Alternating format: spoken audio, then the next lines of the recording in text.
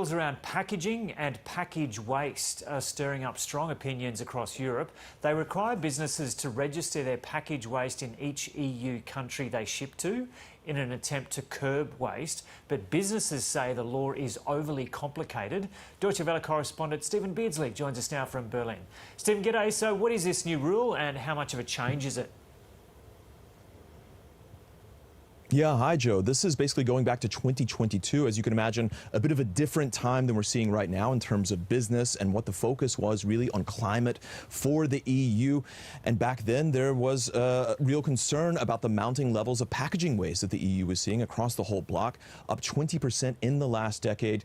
And of course, recycled material not really matching up with what the bloc wanted. And so this rule is part of a larger step that's meant to really ban single-use plastics and also call for the elimination of certain kinds of chemicals. What this particular measure did, it went into effect on Wednesday, is it does a number of things that many consumers are greeting. It bans certain kinds of chemicals known as PFAS. Those are better known for many people as forever chemicals that are not uncommon in takeaway things like pizza boxes or grab-and-go kind of packaging, but that have been linked to certain cancers and sicknesses.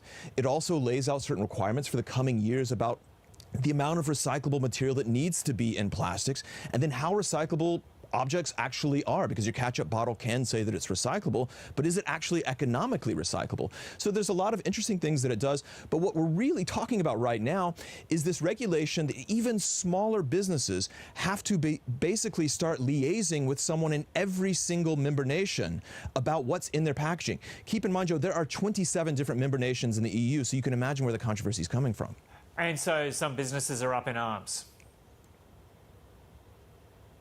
That's right. Basically, these are the smaller businesses. Now, we knew that larger manufacturers, larger businesses, from McDonald's to Coca-Cola, they had already said to the EU, hey, we'd like you to delay this. This is a lot of work for us.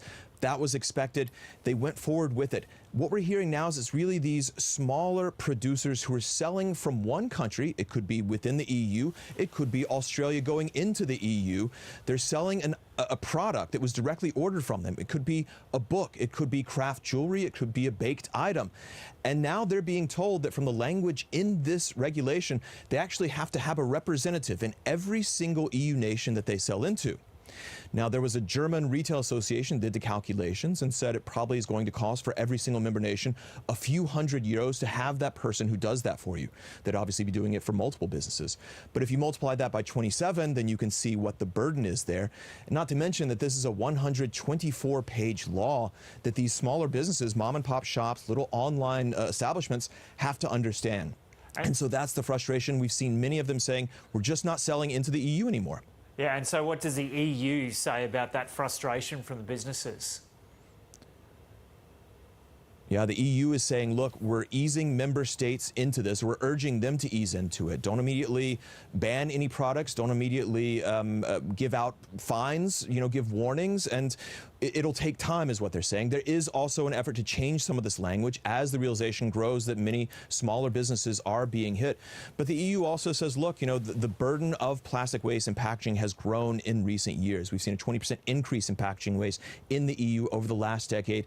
That is what the focus is here. And they say it's part of a larger effort that's ultimately going to benefit consumers. But of course, that remains to be seen if consumers really see it that way, and especially if businesses see it that way.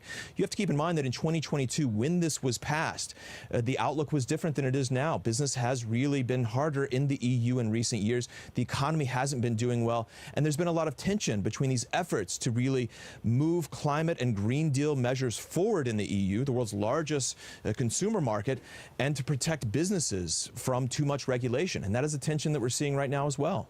Okay, Stephen Beardsley there in Berlin. Johnny Young, the host of Young Talent